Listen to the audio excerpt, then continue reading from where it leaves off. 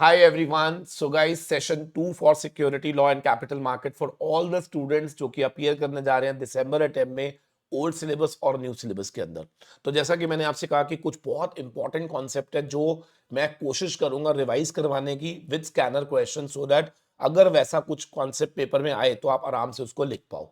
तो गाइस आज का ये जो सेशन है ना वो एक ऐसे क्वेश्चन के बारे में डिस्कशन है जो कि पेपर में बहुत बार आ चुका है, जिसका नाम है कि क्या एक कंपनी जब पब्लिक ऑफर लाती है तो क्या वो डिफरेंशियल प्राइस पर क्या पब्लिक ऑफर ला सकती है। मतलब क्या हम अलग अलग लोगों को अलग अलग प्राइस पर क्या शेयर्स ऑफर कर सकते हैं, दैट इज माय क्वेश्चन। ठीक है जी। तो इसका आंसर रेगुलेशन 30 में लिखा हुआ है, जो कि मे बी आप लोगों ने याद करा होगा कि ये 4 केसेस होते हैं जहां पर कंपनी डिफरेंशियल प्राइसिंग के थ्रू क्या शेयर इशू कर सकती है। लेकिन उसको समझने के लिए ना एक बहुत बेहतरीन सा मैं चार्ट बनाने जा रहा हूं, जो कि अगर आपने पढ़ लिया तो ये और भी रेगुलेशंस को कनेक्ट करके आप लोगों को बेहतर बता पाएगा कि ऐसा क्यों है। क्लियर है? चलिए, तो आज के इस टॉपिक के अंदर हम लोग एक तो कवर अप करेंगे डिफरेंशियल प्राइस, फिर हम कवर अप करेंगे प्रॉफिटेबिलिटी रूट, फिर हम कवर करेंगे एंकर इन्वेस्टर, फिर हम कवर करेंगे क्यूआईबी। तो ये सारी चीजों को मैं कनेक्ट करके यहां पे रखूंगा और 30 मिनट के अंदर आप लोगों को पूरा कॉन्सेप्ट मैं डिटेल में समझाऊंगा। प्लीज मेक श्योर क्लास को 1.2x या 1.5x की स्पीड पे देखिएगा, it will help you a lot. ठीक है, सुनिए ध्यान से। सबसे पहले तो आपको ये समझना होगा कि कोई भी कंपनी जब पब्लिक ऑफर लाती है तो उसके पास दो रूट्स अवेलेबल होते हैं। रेगुलेशन 6.1 कहती है प्रॉफिटेबिलिटी रूट, और रेगुलेशन 6.2 कहती है कि आप क्यूआईबी रूट से आ सकते हो। इसका मतलब अगर आप 6.1 में कुछ कंडीशंस को वायलेट करते हो, मान लो कुछ कंडीशंस लिखी हुई हैं, अगर आप वो पूरी नहीं कर पाते हो तो आप ला सकते हो, लेकिन उस केस में आपके पे क्या लगेगा, क्यूआईबी रूट लगेगा। क्या सर ये प्रॉफिटेबिलिटी रूट क्या होता है, आइए समझते हैं जरा। देखिए प्रॉफिटेबिलिटी रूट में ना इन्होंने हमें 4 कंडीशंस दी हैं। अगर आप चारों फुलफिल कर लेते हो तो आप प्रॉफिटेबिलिटी रूट रेगुलेशन 6.1 में अपना आईपीओ ला सकते हो। लेकिन अगर आप इनमें से किसी को भी वॉयलेट करते हो तो फिर उस केस में आप 6.1 में ना लाकर आप किस में लेके आ सकते हो, 6.2 में, जिसको हम क्या बोलते हैं, क्यूआईबी रूट बोलते हैं। ठीक है सर। अब प्रॉफिटेबिलिटी रूट के अंदर मैं आपको बताना चाहता हूं कि ये जो 4 बातें हैं ना, इसमें से 3 बहुत इंपॉर्टेंट है। 3 बहुत इंपॉर्टेंट है। सर वो 3 कौन सी हैं? एक, हम आपके टैंजिबल एसेट्स चेक करेंगे, एक हम आपकी नेट वर्थ चेक करेंगे, और एक हम आपका ऑपरेटिंग प्रॉफिट चेक करेंगे। ठीक है ना, प्रॉफिट नहीं, operating profit, there is a lot of difference. I hope सबको मालूम होगा। ऑपरेटिंग प्रॉफिट का मतलब ईबीआईटी होता है, यानी कि जो सिर्फ बिजनेस से कमाया गया प्रॉफिट है, उसमें से अभी फाइनेंशियल एक्सपेंसेस माइनस नहीं हुए। ठीक है सर। अब वो कहता है कि हम चेक करेंगे कि प्रॉफिटेबिलिटी रूट के थ्रू अगर आप लाना चाहते हो आईपीओ, तो पहले तो आपको इंश्योर करना पड़ेगा कि आपके जो टैंजिबल एसेट्स हैं, जो आपके टैंजिबल एसेट्स हैं, वो 3 करोड़ या उससे अधिक होने चाहिए इन ईच ईयर। 3 करोड़ या उससे ज्यादा होने चाहिए इन each of the preceding 3 full years. यानी कि फुल ईयर का मतलब है 12 महीने का पीरियड लिया जाएगा। तो पिछले 12 महीने के हम 3 पीरियड उठाएंगे, और उसमें अगर आपकी हर साल टैंजिबल एसेट कितने होने चाहिए बेटा, 3 करोड़ या उससे ऊपर होने चाहिए, number 1। Number 2, in total tangible asset में मैक्सिमम 50% मॉनेटरी हो सकते हैं, उससे ज्यादा नहीं हो सकते। याद रखना, इस पर क्वेश्चन आया हुआ है, इसलिए ध्यान से सुन लेना। 3 करोड़ में से मैक्सिमम मॉनेटरी कितने हो सकते हैं, 50% हो सकते हैं, उससे ज्यादा नहीं हो सकते। याद रखना, बच्चा कहता है मॉनेटरी एसेट्स क्या होते हैं, like cash in hand, cash at bank, all these are the monetary assets, right. ठीक है सर। फिर उसके बाद आपका ऑपरेटिंग प्रॉफिट 15 करोड़ रुपए होना चाहिए। 15 करोड़ मिनिमम होना चाहिए, हर साल नहीं, एवरेज ड्यूरिंग 3 प्रीसीडिंग ईयर्स। मतलब हम आपका नेट ऑपरेटिंग प्रॉफिट पिछले 3 सालों का चेक करेंगे, हर साल का नहीं बेटा, पिछले तीनों सालों का हम चेक करेंगे, और एवरेज कितना होना चाहिए, 15 करोड़। एंड वेरी इंपॉर्टेंट, हर साल प्रॉफिट होना जरूरी है। क्या मतलब है सर? मान लो 3 साल है, इसमें लॉस था, और इसमें था 45 करोड़, और इसमें था 20 करोड़। अब अगर आप एवरेज निकालोगे ना तो ये 15 करोड़ वाली कंडीशन तो पूरी कर रहा है, बट स्टिल ये यहां पर नॉट वैलिड हो जाएगा। क्यों? क्योंकि उसमें कंडीशन क्या है कि हर साल प्रॉफिट भी होना चाहिए, और average of all should be up to 15 crore. Very good. फिर उसके बाद आ जाता है नेटवर्थ। अब नेटवर्थ कितनी होनी चाहिए, ध्यान रखना, 1 करोड़ आपकी नेटवर्थ होनी चाहिए इन each of the preceding 3 full years. Sir इसका मतलब आप ये कह रहे हो कि सर नेट टैंजिबल एसेट भी in each of the three देखा जाएगा, सर नेटवर्थ भी in each of the three देखा जाएगा, but when I will talk about operating profit क्या ये एवरेज ऑफ थ्री देखा जाएगा? बिल्कुल, विद द कंडीशन कि there should be profit in every year. क्या यहां तक तीन कंडीशन क्लियर हो गई? Yes sir.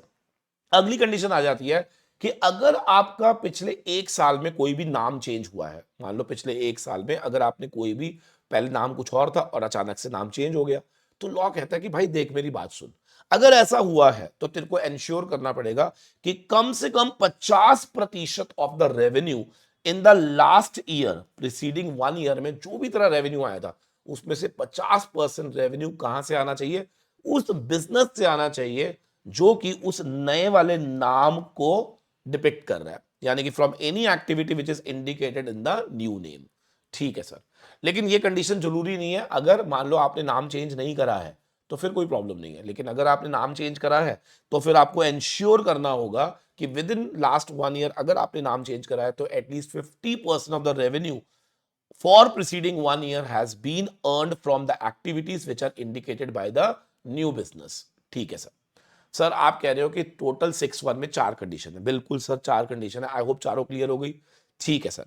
और अगर आपने इनमें से कोई भी कंडीशन वॉयलेट करी तो सर आप 6-1 से निकल के कहां जाओगे? 6-2 में जाओगे। बच्चा कहता है सर एक बात समझ नहीं आई मुझे, पब्लिक ऑफर तो मैं ला ही सकता हूं, तो 6-1 और 6-2 में क्या फर्क है? सर अब मैं बताता हूं फर्क क्या है। तो लिखो रेगुलेशन 32। अब ये कनेक्ट करके पढ़ना है आपको। कैसे? रेगुलेशन 32 कहता है कि भाई देखो, अगर तो आप 6-1 से आ रहे हो यानी कि वो कंडीशन पूरी करके आ रहे हो, तो फिर उस केस में जो भी आपका पब्लिक इशू होगा वो कैसे आएगा? उसके कुछ पार्ट्स बनाए गए, उसके कुछ पार्ट्स बनाए गए। और अगर आप 6-2 से आ रहे हो और वहां पर अगर आप पब्लिक इशू लेकर आ रहे हो तो वहां पर भी आपके पास कैसे वो पब्लिक इशू आएगा उसके बनाए गए कुछ पार्ट्स। अब वो पार्ट्स क्या हैं, आइए जरा उन पर बात करते हैं। ठीक है जी, तो लिखेंगे जरा। सबसे पहले अगर आप आ रहे हो लेट्स से 6-1 में, किस में आ रहे हो? 6-1 में। तो पहले तो मैं आपको बताना चाहता हूं कि 6-1 में आपके पास दो मेथड होते हैं, एक फिक्स्ड प्राइस मेथड होता है और एक बुक बिल्डिंग प्रोसेस होती है। बोलो, एक फिक्स्ड प्राइस होता है और एक बुक बिल्डिंग होता है। और याद रखना जो मैं यहाँ पे रेशो बताऊंगा वो बुक बिल्डिंग की बता रहा हूं मैं आपको। ठीक है जी। और 6-2 में तो ऑप्शन ही सिर्फ एक होती है, दैट इज बुक बिल्डिंग। ठीक है सर। अब सर बाइफरकेशन क्या है? तो आइए इसको समझते हैं। देखिए सबसे पहले कोई भी जब आप पब्लिक ऑफर लेकर आते हो तो वो दो पार्ट में डिवाइड हो जाता है। देखो पहला होता है promoter contribution, I am very sure सबको मालूम होगा। और दूसरा होता है invitation to public through offer document. तो लिख लीजिए पब्लिक थ्रू ऑफर डॉक्यूमेंट। दो पार्ट में इसको डिवाइड कर देंगे। इसका मतलब जो भी आप टोटल इशू लेकर आ रहे हो वो दो पार्ट में डिवाइडेड है। बताओ पहला पार्ट क्या है? प्रमोटर कंट्रीब्यूशन, जो कि हमने लास्ट सेशन 1 में समझ लिया था। दूसरा होता है offer to public through through offer document, जिसको आप प्रोस्पेक्टस भी बोलते हो। लिख लीजिएगा ऑफर टू पब्लिक। यहां पे भी सेम है, promoter contribution and offer to public through offer document. क्या यहां तक क्लियर है? ठीक है सर। अब होता है क्या है बेटा, offer to public through offer document दो पार्ट में डिवाइडेड होता है। लिख लीजिए, एक होता है रिजर्वेशन, रिजर्वेशन, और एक होता है net offer to public, NOP, net offer to public, जिसको आप नेट ऑफर भी बोलते हैं। यहां पे भी सेम ऐसे डिवाइड कर लीजिएगा, reservation and net offer to public. ठीक है सर। अब ये जो एनओपी होता है ना, ये तीन पार्ट में डिवाइड होता है। एक आरआईआई, मेरे पीछे पीछे आप बोल सकते हो, एक एनआईआई और एक QIB. I am very sure सबको याद आ रहा होगा, आरआईआई, एनआईआई, क्यूआईबी। सर ठीक है सर, बिल्कुल याद आ गया। ठीक है। अब कौन मुझे याद करके बताएगा, अगर आप 6-1 से आ रहे हो, सबने बोलना है बेटा, अगर आप किससे आ रहे हो? 6-1 से आ रहे हो, तो क्या आरआईआई, एनआईआई और क्यूआईबी किस रेशो में ये डिवाइड कर सकते हैं? ये मेरा पहला क्वेश्चन है। दूसरा, अगर आप 6-2 से आ रहे हो बाय बुक बिल्डिंग प्रोसेस, तो वहां पर आरआईआई, एनआईआई और क्यूआईबी कितना कर सकता है? ये मेरा अगला क्वेश्चन है। तो आप लिख लीजिए, यहां पर है 35, 15, 50, और अभी मैं बताऊंगा कैसे लर्न करना है इसको।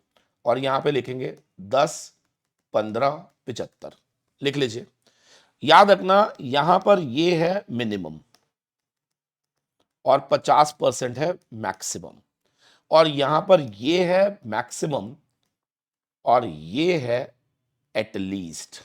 सर क्या कह रहे हो आप लिख लो, मैं आपको 1 मिनट में समझा रहा हूं, 1 मिनट में आपको पूरा समझ आएगा मैं क्या बोल रहा हूं। देखिए क्या होता है, जब भी हम offer to public through offer document करते हैं तो एक रिजर्वेशन है और दूसरा 3 लोगों के साथ है।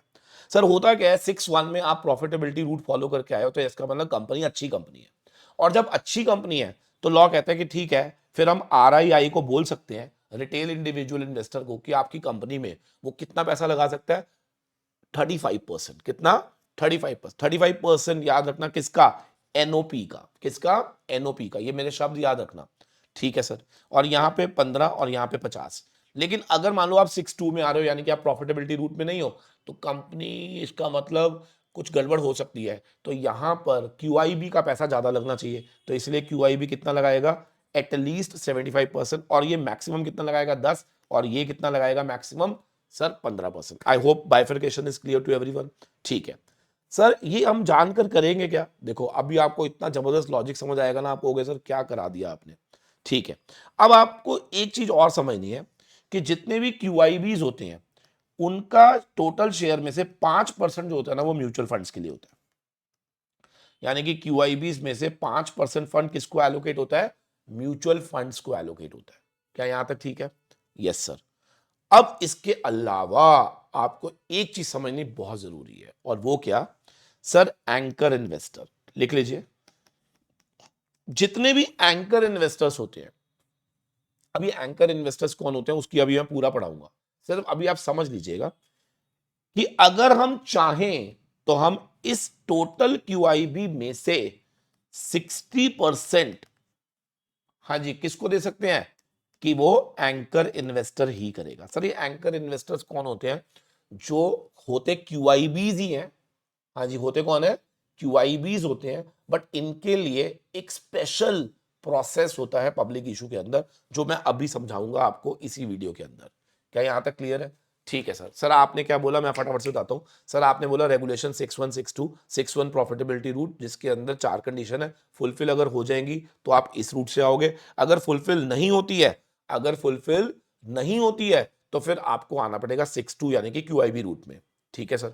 सर अगर मान लो फुलफिल हो जाती है तो एलोकेशन कैसे होगा? इसके लिए हम जाएंगे रेगुलेशन 32 में। अब रेगुलेशन 32 कहता है कि आपको किस तरीके से एलोकेट करना है, वो ऑल टुगेदर डिपेंड करता है किस बात पर? सर ये डिपेंड करता है, sir sir sir sir sir sir sir ये डिपेंड करता है कि आप 6(1) में आए थे या 6(2) में आए थे। सर अगर आप 6(1) में थे तो आपके पास 2 ऑप्शन है, fix price method, book building process. और फिक्स प्राइस मेथड अभी मैं पढ़ा नहीं रहा, बुक बिल्डिंग पे ही बात करेंगे। तो बुक बिल्डिंग के अंदर सर जो भी एलोकेशन होगा उसके अंदर पहला किसके पास जाता है? Promoter contribution. फिर कहां जाता है? Offer to public through offer document. उसमें एक पार्ट होता है रिजर्वेशन, दूसरा क्या होता है? एनओपी। एनओपी के 3 पार्ट होते हैं, RII, NII और QIB। RII, NII, QIB कितना होगा वो डिपेंड करेगा। अगर आप 6(1) में हो तो 35, 15, 50, और वहां पे कितना होगा? 10, 15, 75। सर एक चीज और बताओ, मिनिमम मैक्सिमम कैसे याद रखेंगे? सर बहुत सिंपल है, याद करने का तरीका बता रहा हूं।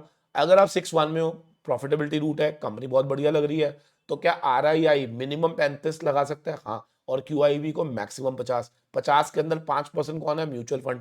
सर वहां पे अगर हम बात करते हैं तो वो क्या कह रहा है? 10, 15, 75। ये 10 मैक्सिमम है याद रखना, और 75 मिनिमम है, क्योंकि यहां पर हम RII को मना करते हैं कि भाई ये QIB से आ रहा है, इसका मतलब इसकी प्रॉफिटेबिलिटी पे हमें डाउट है, तो QIB को पैसा लगाने दे, तू ज्यादा मत लगा। ठीक है सर। और फिर मैंने क्या कहा, अगर आप चाहो चाहो तो क्या QIB में से ही 60% आप किसको एलोकेट कर सकते हो? एंकर इन्वेस्टर्स को। अभी एंकर इन्वेस्टर दोबारा आएगा, पूरा समझाऊंगा। क्या यहां तक क्लियर हो गया? यस सर, बिल्कुल समझ आ गया। Very good. तो आई होप यहां तक बिल्कुल क्लियर है, यस और नो? तो आई होप ये देख सकते हैं आप, ये देख सकते हैं आप रेगुलेशन 32, रेगुलेशन 32, ये मैंने पूरा चार्ट बना दिया। अगर आप 6(1) में आ रहे हैं, अगर आप 6(1) में आ रहे हैं और वो भी बुक बिल्डिंग से आ रहे हैं, तो 35, 15, 50 डन। और 50 के अंदर आपको 5% एलोकेट करना है किसको? म्यूचुअल फंड्स को। हाँ सर ठीक है। फिर उसके बाद अगर आप बुक बिल्डिंग प्रोसेस से 6(2) में आ रहे हैं तो यहाँ पे 10, 15, 75 और उसमें से 5% किसको देना है, म्यूचुअल फंड्स को। सर ये भी हो गया। फिर मैंने क्या बोला, in an issue made through book building process, ईश्वर अगर चाहे तो एलोकेट कर सकता है 60% किसको, टू द एंकर इन्वेस्टर। क्या यहां तक सबने समझ लिया? बिल्कुल सही है, ठीक है सर। मैंने आपको ना इतना जबरदस्त कनेक्शन दूंगा मैं, अभी आपको लगेगा भाई साहब सर क्या करा दिया आपने। सो अब एंकर इन्वेस्टर में पूरा कंप्लीट करने जा रहा हूं, तो एंकर इन्वेस्टर जरा मेरे आप जरा ध्यान से सुनना, ठीक है। बच्चा कहता है सर एंकर इन्वेस्टर कौन होता है, अब ये सारा कनेक्ट होता जाएगा, ठीक है ना, सारा कनेक्ट होता जाएगा। एंकर इन्वेस्टर कौन होता है सर, ये भी क्यूआई भी होता है। इसकी खास बात क्या होती है सर, ये एप्लीकेशन करता है for the value of 10 crore या उससे ज्यादा इन द पब्लिक इशू, यानी कि इसका मिनिमम एप्लीकेशन ही कितना है, 10 करोड़ का है, ठीक है sir, through book building process. ठीक है जी, ठीक है सर। अब होता क्या है, जैसे मैंने अभी आपसे क्या बताया था कि इनके लिए कोई अलग से हेडिंग नहीं है, क्या क्यूआईबी में से ही क्या एंकर इन्वेस्टर को एलोकेशन होती है, बिल्कुल। तो out of the portion which is available to QIB क्या एंकर इन्वेस्टर को एलोकेट किया जाता है सब्जेक्ट टू फॉलोइंग कंडीशन। पहली बात याद रखना, कितना मैक्सिमम कर सकते हो, 60% of the portion which is available to QIB shall be available for the anchor investor. क्या ये समझ में आ गया, यस और नो, जल्दी बोलो। एंकर इन्वेस्टर को क्यूआईबी में से ही आप मैक्सिमम कितना दे सकते हो, 60% दे सकते हो। अब यहां पर सबसे इंटरेस्टिंग पॉइंट आ रहा है किसका, एंकर इन्वेस्टर का। सर एंकर इन्वेस्टर के लिए बिडिंग कब होती है सर, एक दिन पहले, prior, 1 day prior to the opening of issue. क्या बात है सर, अच्छा जी। The bidding for anchor investor shall open 1 day before issue opens. क्या मेरी बात समझ आ रही है, यानी कि इशू की ओपनिंग से एक दिन पहले ही क्या एंकर इन्वेस्टर के लिए क्या बिड ओपन हो जाती है। सर सुनिए ध्यान से और सुनो, सेम डे ही इसका पता चल जाता है कि इनको अलॉटमेंट हो रही है या नहीं हो रही और किस प्राइस पे अलॉटमेंट हो रही है। अच्छा सर, एंकर इन्वेस्टर तो इसका मतलब बहुत स्पेशल पॉइंट है। हाँ भैया ध्यान से सुनो, एंकर इन्वेस्टर शैल पे the application the same margin which is payable by the other category, the balance if any shall be payable in 2 days after the date of the closure। मतलब क्या है, एंकर इन्वेस्टर एक दिन पहले bid करेगा opening से, ठीक है, और वो क्या करेगा, वो पे कर सकता है application money in the same margin जो बाकी लोगों से मांगेगी, और बैलेंस उसको कितने दिन में देना होता है, 2 दिन में देना होता है from the date of closure, ठीक है। इसकी बिडिंग कंप्लीट भी सेम डे हो जाती है, याद रखना, डे ऑफ बिडिंग पे ही क्या एलोकेशन कंप्लीट हो जाती है, याद रखना, वो एक दिन पहले ही बिड करता है और उसी दिन उसका एलोकेशन भी हो जाता है। अच्छा, अब ये है सबसे इंपॉर्टेंट पॉइंट, क्या पॉइंट है, अगर price fixed as a result of book building is higher than the price of allocation made to anchor investor. ये आपको यहां से समझ नहीं आएगा, मैं आपको सिंपल कर देता हूं, देखो, क्योंकि बिडिंग एक दिन पहले हुई है और एलोकेशन भी एक दिन पहले हो गई, मान लो बिड हुई प्राइस 110 और आपने 110 पे इसको एलोकेट कर दिया, ठीक है सर। अब बाकी लोगों के लिए ओपनिंग, मान लो ये 14 तारीख थी, 15 तारीख को हो रही है। अब 15 तारीख को बिड्स आई और मान लो यहां पर प्राइस खुल गया 112। एंकर से आपने कितना लिया, 110, और बाकी लोगों से आपने कितना लिया, 112। तो यहां पे लॉ ने क्लियर कर दिया क्या, कि एंकर को 2 रुपए देने पड़ेंगे। इसका मतलब एंकर किसी भी कीमत में कम प्राइस पर उसको नहीं मिलेगा जो आम जनता को मिलेगा, पहला पॉइंट। दूसरा, लेकिन अगर ऐसा हो गया कि 108 पे गया पब्लिक के लिए, तो भाई इसके लिए 110 ही रहेगा, यानी कि इसके लिए 108 नहीं होगा, 2 रुपए रिफंड नहीं करेंगे। अच्छा सर सर सर सर हमें ना याद आ रहा है सर, रेगुलेशन 30 डिफरेंशियल प्राइस में ना हमने एंकर का पॉइंट पढ़ा था। हाँ वो यही पॉइंट था, क्या, कि एंकर को महंगा तो मिल सकता है लेकिन एंकर को सस्ता नहीं मिल सकता, ये ध्यान रखना। क्या सबको क्लियर है? अब यही चीज यहां पे लिखी हुई है, ध्यान से पढ़ लेंगे। हाउएवर अगर price fixed in the book building कम है, अगर कम पाया गया, then the price at which allocation is made to the excess amount shall not be refunded। मतलब रिफंड तो नहीं मिलेगा, लेकिन अगर अगर अगर अगर एंकर इन्वेस्टर ने सस्ते में लिया था और बुक बिल्डिंग बाकी लोगों के लिए ज्यादा प्राइस पे खुली है, तो क्या उसको बैलेंस देना पड़ेगा। क्या सबको क्लियर हो गया? यस। तो जब मैं डिफरेंशियल प्राइस पढ़ाऊंगा ना, जब मैं ये वाला क्वेश्चन कराऊंगा रेगुलेशन 30 डिफरेंशियल प्राइस का, तो आप देख सकते हो इसमें पहला पॉइंट आपको समझ आ गया होगा, बताओ क्या, जल्दी जल्दी बोलो कौन सा वाला, B point. In case book building issue के अंदर the price specified for the security offer to the anchor investor shall not be lower than the price offer to the other applicant. मतलब कम नहीं हो सकता, ज्यादा हो सकता है, ध्यान रखना। क्या सबको क्लियर है? डिफरेंशियल प्राइस पे 4 पॉइंट में से क्या पहला पॉइंट हमें समझ में आ गया? ठीक है सर। अब यहां पर लॉ कहता है कि देखिए ऐसा है, अगर हम आरआईआईस को या एम्प्लॉइज अंडर रिजर्वेशन को अगर हम चाहें तो अलग प्राइस पे दे सकते हैं। याद रखना डिफरेंशियल प्राइस मेन क्वेश्चन है मेरा, जिसकी वजह से ये सारी चीजें मैं कनेक्ट कर रहा हूं। तो कौन बताएगा? डिफरेंशियल प्राइस 4 केसेस में होता है। पहला क्या है? एंकर का तो केस पूरा कनेक्ट कर दिया मैंने। दूसरा, सर अगर मान लो रिजर्वेशन, एम्प्लॉइज के लिए रिजर्वेशन हो रही है, ठीक है, या आरआईआई को अलॉटमेंट हो रही है, तो इनको हम प्राइस कम ऑफर कर सकते हैं, लेकिन कितना कम? Sir maximum 10%। ठीक है जी, तो ये है हमारा पहला पॉइंट। तो RII retail individual share holder या employees which are entitled for reservation may be offered at a price lower but not lower than 10%। क्या सबको क्लियर है या नहीं? 10% किसका? उस प्राइस का जिसका नेट ऑफर किया गया था अदर कैटेगरीज को, एक्सक्लूडिंग एंकर। अब देखो ये बम्बार्डिंग शब्द समझ ही नहीं आ सकते जब तक आपका कनेक्शन नहीं बन रहा। समझ आ रही है? अब आपको समझ आ रहा होगा, अच्छा अच्छा, इसका मतलब एनआईआई को या अदर क्यूआईबी कैटेगरी को जितने भी प्राइस पर आपने बुक बिल्डिंग में दिया होगा, क्या उससे 10% कम में क्या हम आरआईआई को या एम्प्लॉइज अंडर रिजर्वेशन को दे सकते हैं? लेकिन कितना कम? मैक्सिमम 10%। तो क्या डिफरेंशियल प्राइस के 2 पॉइंट क्लियर हो गए? ठीक है सर। तीसरा याद रखना, अगर कंपनी एफपीओ लेकर आ रही है और एफपीओ के अंदर अगर आप कंपोजिट इशू लेकर आ रहे हो, कंपोजिट इशू क्या होता है? जिसमें राइट इशू भी होता है और नॉर्मल इशू भी होता है। तो राइट इशू का प्राइस क्या नॉर्मल से कम हो सकता है? हाँ। तो डिफरेंशियल का पॉइंट नंबर 4, एफपीओ के केस में अगर आप कंपोजिट इशू के साथ आ रहे हो तो राइट इशू का जो प्राइस है वो डेफिनेटली कम हो सकता है, किससे? नॉर्मल पब्लिक इशू से। क्या सबको क्लियर है? Yes sir. अब रह गया एक सी पॉइंट।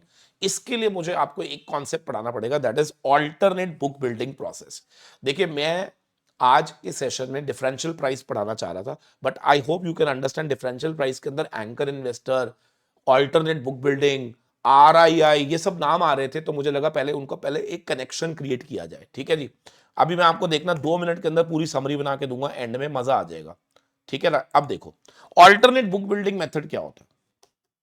देखिए ऑल्टरनेट बुक बिल्डिंग में ना, पहली बात तो ये सिर्फ एफपीओ के केस में होता है, लिख लीजिए, सिर्फ किस में होता है? एफपीओ के केस में होता है। और इसमें क्या होता है मेरे दोस्तों, ऑल्टरनेट बुक बिल्डिंग मेथड को ना हम ऐसे भी बोलते हैं कि alternate book building method 2 method को मर्ज करके आया।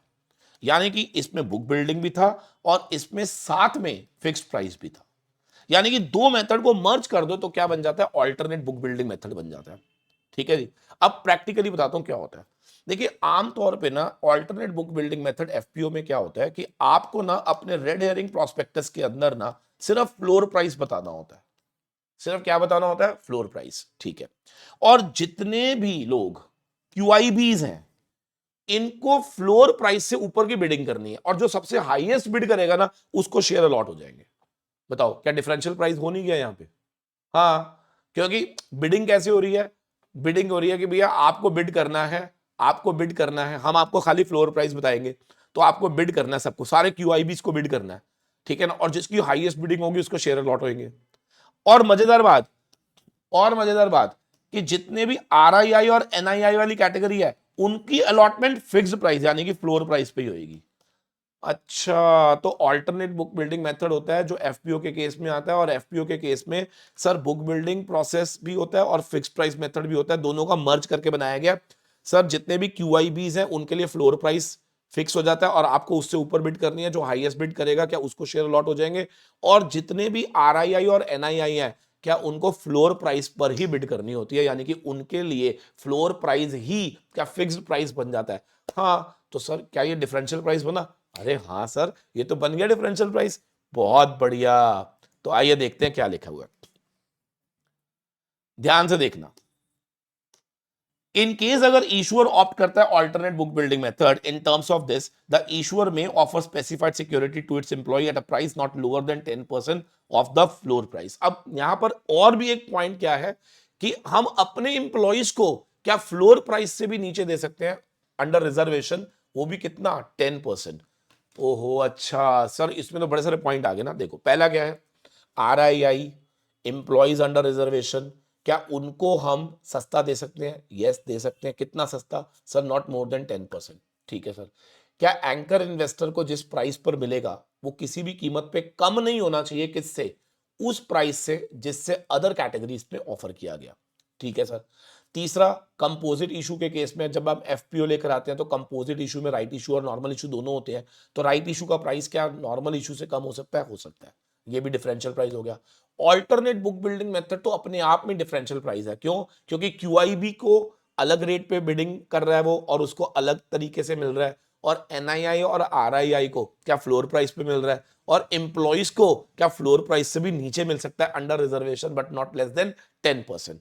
ओहो सर, ये तो बहुत बढ़िया क्वेश्चन बन गया। यस, तो आई एम वेरी श्योर क्या रेगुलेशन 30 क्या डिफरेंशियल प्राइस हमें समझ में आ गया? यस और no? Yes sir. Discount if any shall be expressed in terms of rupee in the offer document, मतलब जो भी आप डिस्काउंट देते हो क्या उसको आपको रूपी में ऑफर करना पड़ता है? सर एक बारी 2 मिनट लगेंगे, फटाफट से आपने मेरे साथ आंसर देना है। देखो कैसे पढ़ना है इसको। 61 62, ठीक है जी। यहां पर रेगुलेशन 32 एलोकेशन की बात करेगी, यहाँ पे ये रूट्स की बात करेगा, ये एलोकेशन की बात करेगा, और 30 talks about differential prices. But differential prices के लिए क्या आपको एंकर और ऑल्टरनेट बुक बिल्डिंग और कंपोजिट इशू, क्या ये तीनों का नाम पता होना चाहिए था? और RII, जिसके लिए मैंने ये सारा कनेक्ट करा। क्या सबको क्लियर हो गया या नहीं? सर बिल्कुल समझ में आ गया, मजा ही आ गया सर, क्या कनेक्टिविटी थी। अब एक पॉइंट मैं आपको इसके अंदर ऐड करना चाहूंगा, जो पेपर में क्वेश्चन आया था वो मैं आपको दिखा देता हूं। ठीक है जी, सबने सामने देखना है पेपर में क्वेश्चन क्या आया इस पॉइंट पर।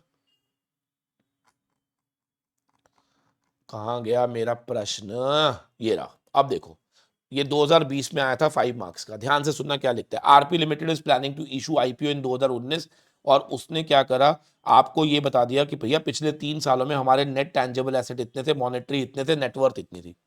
आपको बताना है कि क्या कंपनी IPO ला सकती है अंडर 6(1) और नॉट, ये क्वेश्चन है।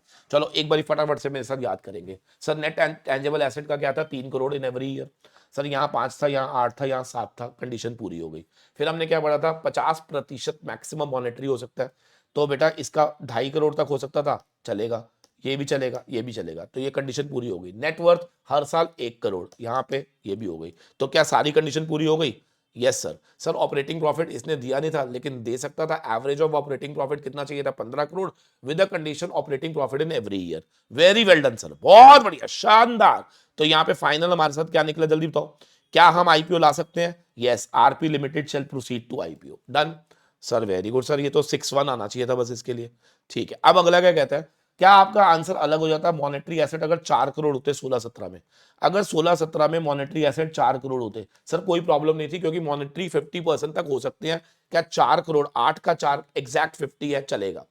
बोलो, क्या अभी भी आंसर क्या आएगा? यस, आप ला सकते हो। RP कैन स्टिल प्रोसीड, क्योंकि ये अभी भी कितना है? 50% है। Very good sir. अगला क्वेश्चन, सर क्या अगर ऐसा हो जाता कि मॉनेटरी एसेट 5 करोड़ हो जाते 17-18 के अंदर, मॉनेटरी एसेट 5 करोड़ हो जाते, तो ला सकते थे? बिल्कुल नहीं ला सकते थे। क्यों? सर ला तो सकते थे, बट 6(2) में ला सकते थे, याद रखना, 6(1) में नहीं ला सकते थे, क्योंकि आपने कंडीशन को वॉयलेट कर दिया। कैसे वॉयलेट कर दिया? क्योंकि 7 करोड़ में से मैक्सिमम 3.5 करोड़ 50% हो सकता था, 5 का मतलब ज्यादा हो गया, तो सर यहां पर हम मना कर देंगे, सर नहीं ला सकते। क्या सबको क्लियर में हुआ या नहीं? बोल दो मेरे प्यारे दोस्तों, क्या आपको ये पूरा कॉन्सेप्ट समझ में आ गया? एक बार जल्दी जल्दी बोल दो, जल्दी जल्दी बोल दो, यस और नो। चलो थैंक यू वेरी मच। फटाफट से ये वीडियो को शेयर करो, और मैंने बार बार बोल रहा, मेरी सारी वीडियोस देखने की कोशिश करना, बिकॉज उसके अंदर I will try my best to give you most most most important concept. Thank you very much, God bless you all.